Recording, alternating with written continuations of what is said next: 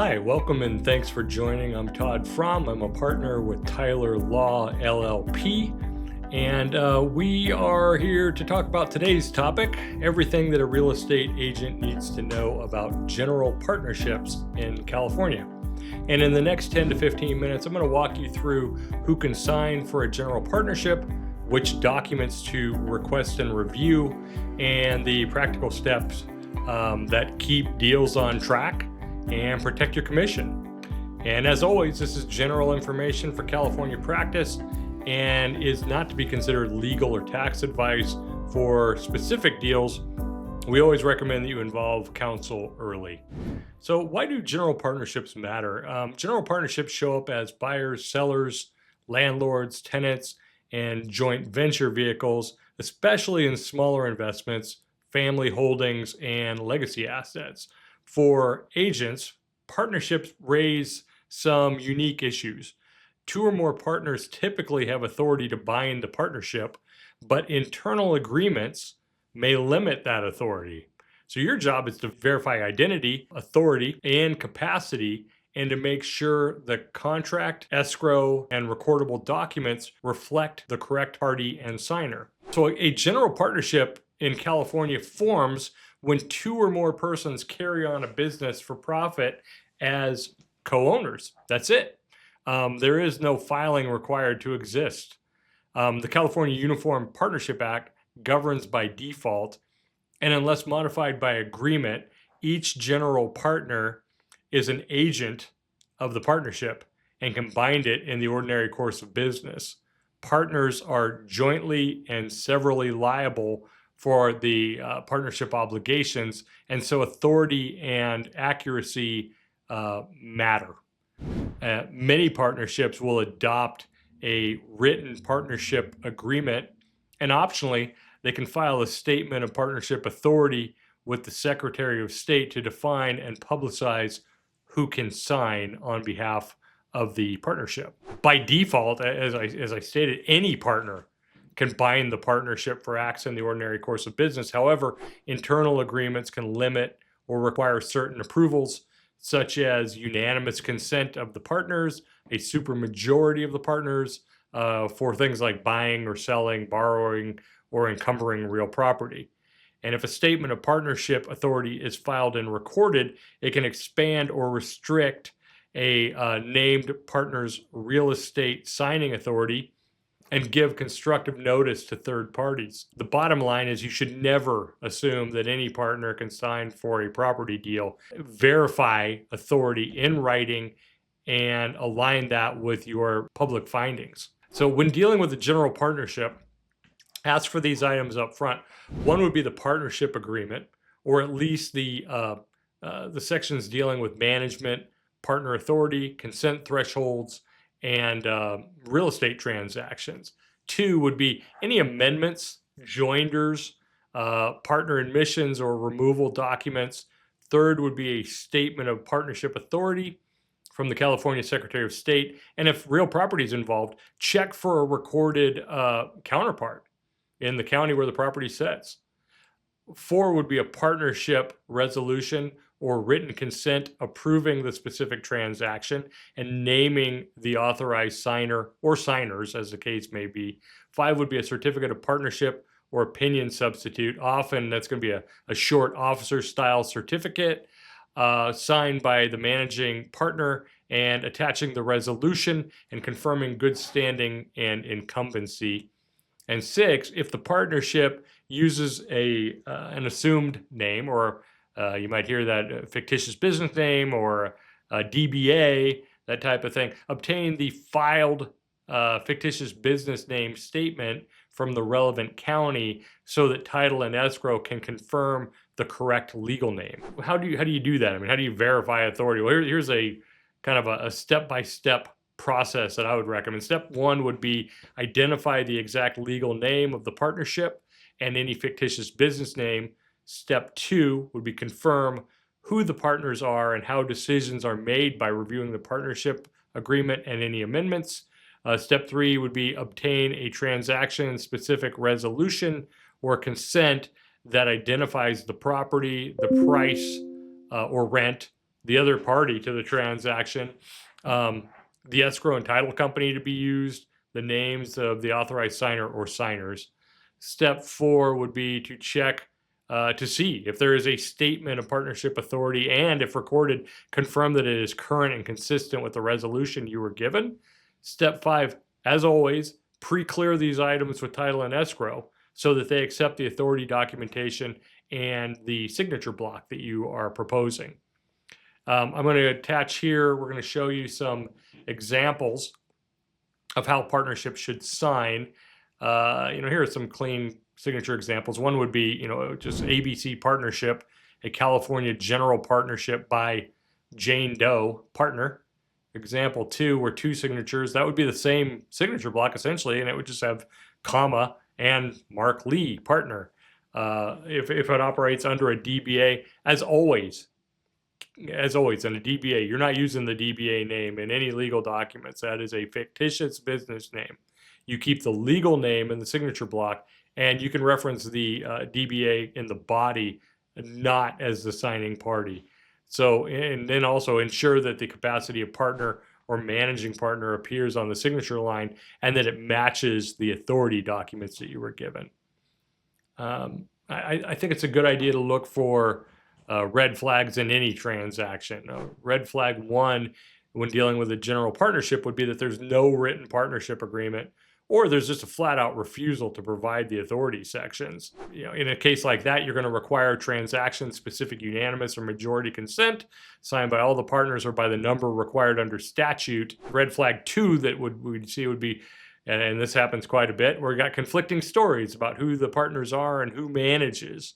You need to request a current partner roster and a signed certificate from the managing partner, plus any latest amendments. Step 3, or red flag, would be real property sales or mortgages without a recorded statement of partnership authority. In those cases, when a title company is requesting, they're requiring them. If that's the case, again, the fix for that is to provide a resolution, and if needed, record a statement of partnership authority consistent with the deal. Again, with that, as always, work closely with title. See if you can get that stuff fixed at the front end early. Step 4, red flag, I would say, would probably be when one partner is attempting to sell a partnership-owned property over another partner's objection. That's a huge red flag. You don't want to get involved into the middle of that. And on top of that, title is unlikely to insure without clear authority. So you need to pause there and just make sure that you are requiring formal partnership approval and that title will accept what you have got to make sure that the deal is going to close, smoothly. So here's how that plays out really in your daily work. In listing agreements, make sure that you confirm that the partnership has approved engaging your brokerage and paying the commission, and that the signer is an authorized partner. In purchase and sale agreements, use the exact partnership name and state that the signing individual is signing in a partner capacity. Include deliverables such as partnership resolution or consents, any partnership authority, and partner certificate. In leases, verify that the landlord or tenant, the authority for the landlord or tenant partnership, and consider whether a guarantee is needed from the partners or affiliates, and ensure that the signer has the authority, the real authority from the partnership for build-out approvals, insurance obligations, that type of thing. For commission instructions, make sure that you name the correct paying party and obtain wiring instructions executed by an authorized partner. California has always put some additional, things into the game. There are some specific California red flag issues. So you should always pay attention to the name accuracy and the use of DBAs. The partnership may not have a Secretary of State registration unless it filed a statement of partnership authority. So your primary authority source is going to be the partnership agreement itself and any resolutions. If the partnership holds title in the county records, check the vesting to confirm the exact legal name and whether any authority statements are recorded on the property. And remember that general partners have personal liability, so disputes about authority can escalate extremely quickly. Finally, county recorders and title companies may have specific expectations for partnership acknowledgments and evidence of authority. Send documents in early, as always, to avoid last-minute surprises. As far as, just kind of running through your due diligence when you're dealing with a partner, here's a kind of a quick checklist. Make sure you have the partnership agreement and all amendments. You have a current roster of the partners and their capacities.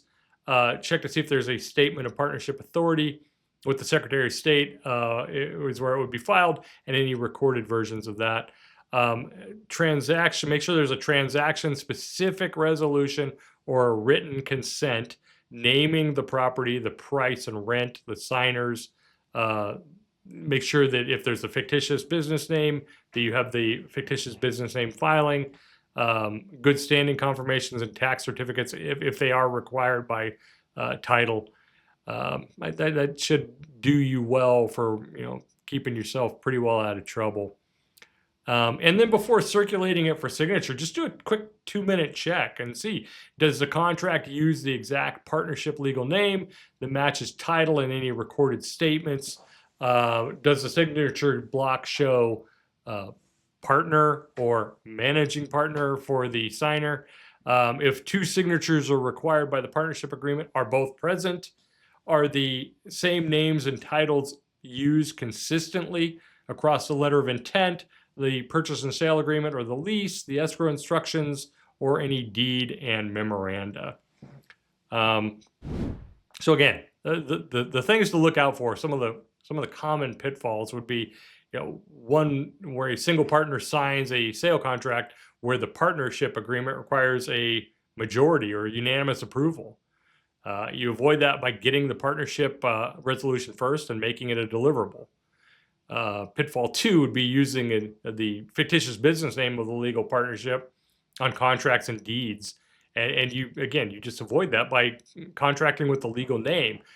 You can reference, if necessary, you can reference the fictitious business name in the recitals if needed, but you really need to make sure you have the legal name. Pitfall 3 would be authority documents are not accepted by title because they weren't recorded or they don't match public filings. And again, you just need to pre-clear all this stuff with title. Make sure they have what they need. If they need a different resolution, to clear that up with the filed statement of partnership authority, that's good. Get that early. Don't wait around till the end. And then part of the pitfall 4 that I see quite a bit would be, these partner disputes that surface late in the escrow process. And that's the worst time for these things to be happening. You got a lot of time, obviously, where due diligence is going on. You be doing your due diligence while they're doing theirs. Get it cleaned up early. Avoid it by requesting written confirmations of the partners and the consent thresholds at the very outset of your representation. So, your success really comes from doing 3 things early, and that's verifying the partnership's authority, the identity and partners, obtain transaction-specific consents, and if appropriate, a statement of partnership authority, and align the names, capacities, and signature blocks across all documents. And then, as always, like I said, I'm going to repeat it over and over again, pre-clear it with title and escrow to eliminate day of closing issues. These steps are going to protect both your timelines and your commissions. So as you put these steps into practice, consider partnering with experienced counsel. We at Tyler Law LLP, we assist clients across a full range of real estate and business needs. Our practice areas include real estate, corporate, LLC law, business matters, employment, estate planning, probate, trademark, and general civil litigation. So, if you or your clients are needing assistance with, partnership authority, transactions, contract drafting, disputes, planning, or any of the issues that are the places where we practice, we're here to help. So connect with us at 951-600-2733. Again, it's Tyler Law LLP at 951-600-2733. And we look forward to working with you. Good luck in your business.